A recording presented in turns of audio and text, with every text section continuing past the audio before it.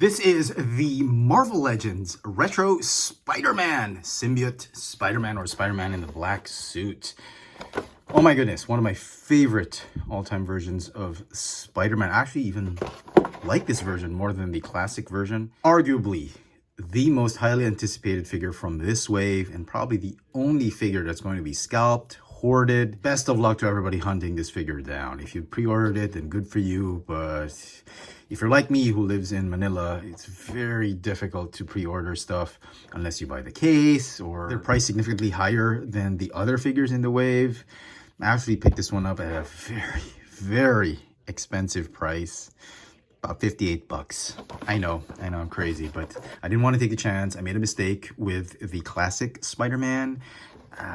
Took me months to get that figure in the wild. I should have purchased it from a hobby shop when it was still selling for 40 bucks. But anyway, so very excited to show off this figure. Let's get him out of packaging. Oh my goodness. This figure came out amazing. I cannot stop gushing over this figure. Sure, it's a repaint with a few accessories added. Obviously, it does not come with this wilted spider webbing. The Tom Holland Spider-Man, that's where I got it from. Unfortunately, this figure does not come with any webbing or any type of web accessories, but I really can't blame Hasbro for just repainting that classic Spider-Man. That was an amazing mold. I'll show off some comparisons later, and they nailed it with this repaint. For some size comparisons, here is the black-suited Symbiote Spider-Man with the retro carded classic Spider-Man. This was the first version of the mold, as well as the Gameverse Miles Morales Spider-Man. These three Spider-Man figures are currently the best Marvel Legends Spider-Man figures to date. Hasbro just nailed it with these three figures, and it's a shame that these figures are three of the most incredibly difficult to find figures in the wild. It's sad that you have to pay, most often than not, you'll need to pay more than retail price just to get these figures. Sad reality of the toy collecting world. Anyway, this is essentially just a repaint or a redeco of the classics retro Spider-Man. But instead of giving the figure an alternate head, they've given him an extra pair of hands, which I actually like. I do like them repacking the, if I'm not mistaken, these are the Pizza Spider-Man hands, displayed hands of from the Pizza Spider-Man. I'm glad they repacked that because, you know, it wouldn't be a complete Spider-Man figure without open hands. However, they kept the flip hands. Now, correct me if I'm wrong. When Peter got the symbiote, I never saw, well, maybe I could have missed it back in the day, but in the comic books, he wasn't drawn with the flip hands anymore. He was drawn shooting the web with his fist. And the webbing actually came from these white patches right here at the back of his hands. And correct me if I'm wrong, because that's how I saw the black-suited Spider-Man in the comic books when I was growing up as a kid, and he would whip like this. He did not need to do that whip hand gesture just to shoot the webbing. So this one and these two pairs of hands, I think, is enough. I don't think we need this. Instead of these flip hands, maybe they could have just squeezed enough budget for a webbing. This would have been a better accessory, I think. If they wanted an alternate head instead of these hands, they could have given an unmasked Peter, maybe with the ooze, the symbiote grasping around his head. That would have been a nice alternate head. Of course, I'll have some nitpicks. This is a Chefatron video after all. There's no paint apps on the figure except white. If you notice, they just molded everything in black, which is cool. It's done in this matte type of finish, bit glossy here on the torso. And it's the white paint apps that I did notice some inconsistencies. See, if you look closely, they match from afar, but if you give a closer look, this one has a little bit of a yellowish tinge. This one is a more of a grayish tinge, tint to it. So a little bit mismatched on the white. Like this one matches the chest paint, while the eyes match the abdomen paint. It's a simple... I don't know what happened. My guess is, if you look at the plastic that they used for the abs and the head, it's that matte finish type of plastic. If you look at the fists, the plastic they used for the fists and the upper torso, it's made of this glossy type of black material, a glossier type of black plastic, and I think it's reacting to the white paint. It's a little sticky on my copy, and as such, it's giving that white finish a brighter hue than the ones painted on the glossy or the non-glossy or matte finished plastic. A little bit inconsistent, but that's fine. Overall, I think they did a wonderful job. Some splotching here and there. Couldn't avoid that, I suppose.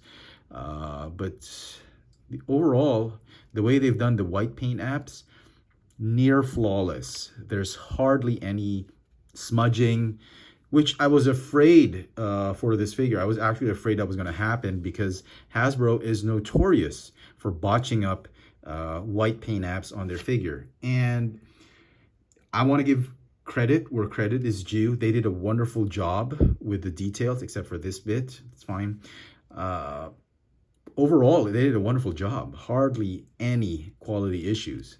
And I guess the mismatched hue of white is due largely in part to the plastic that they use. So other than that, great paint apps. Let's talk about articulation. Is there mold degradation? Very little mold degradation, I can tell you that. Most of the joints are still very tight. You've got that new ball joint neck, the double ball joint. There's a ball joint up here, ball joint down there, ball jointed upper torso, ratcheting ab crunch, no waist swivel. Got the butterfly joints. Butterfly joints on my copy are a little loose. That's fine. They still kind of ratchet. Hinge, swivel hinge shoulders. They go forward and backward. They ratchet forward and backward. Still ratchet in and out. Bicep swivel. Double jointed elbows. A little tight on the left elbow for my copy. That's fine. Wrists are on swivels and hinges. It's got the drop down ball joints for the hips, much like what we've seen with the G.I. Joe Classified series. Forward and backward. Do the splits. Thigh swivel. Double jointed knees. You still see the pins simply because this is an older mold that they just rehashed. Calf swivel. Ankles can hinge up and down and have the rocker tilt. And so some final thoughts on this retro carded Symbiote Spider-Man. I absolutely love it. The figure is going to get an 11 out of 10. Lots of biases with it, but overall I was just really impressed with the way it's been executed. The white paint apps were spot on. A few complaints here and there, but very minor. It is actually very surprising to see some well-painted white paint apps for a Hasbro Marvel Legends figure. These three figures are the best Spider-Man Marvel Legends figures out there in the market. If you're a big Spider-Man fan, you've got to get your hands on these three figures. Just don't pay too much for them, and best of luck hunting them down. I absolutely love this Symbiote black-suited Spider-Man. Definitely one of my favorites Marvel Legends to be released for 2022. Para doon sa mga nagtatanong kung talaga nga bang worth it na bilhin itong figure na ito sa halagang 2,900. Ang presyong napakamahal, halos doble ang presyo ng retail price. For those of you asking if it was worth getting this figure at a ridiculous price, that's almost double the retail price. Ang masasabi ko lang ay, kung maghahanap ka nito, gagastos ka ng gasolina. If you're gonna hunt for this figure, you're gonna spend money on gas, on toll fees, on parking, mall parking, on food. Sa tingin ko, gagastos ka ng halos pareho din. You'll probably end up spending as much as about $60 as well, or maybe even more, about $70, just hunting this figure down. And it's not even a guarantee that you'll find it in the wild. So if you really desperately need this figure, I suggest, if you have the means to do it, go get it at the hobby store prices. If you're on a budget, it's still great to wait for stuff on clearance or to wait for them to get released in the wild. You'll just have to wait a few months or a few weeks, or if you're lucky, you know, you might wait just a couple days just to find it. But in my experience, these kinds of figures usually takes weeks to months just to find them in the wild. And I've been hunting a long time, and that's gonna I predict that's gonna be my average when hunting this figure down. So it's really up to you. If you have the means to do so, I would recommend you get this at the hobby shop prices. Just don't pay too much. I think $100 is ridiculous. I think $60 should be the price ceiling for this one. Let me know in the comment section what you think of this black suited symbiote retro carded Spider-Man. Hit that notification bell so you never miss out on any of my latest video reviews. And if it's your first time here, please subscribe. Thanks for watching.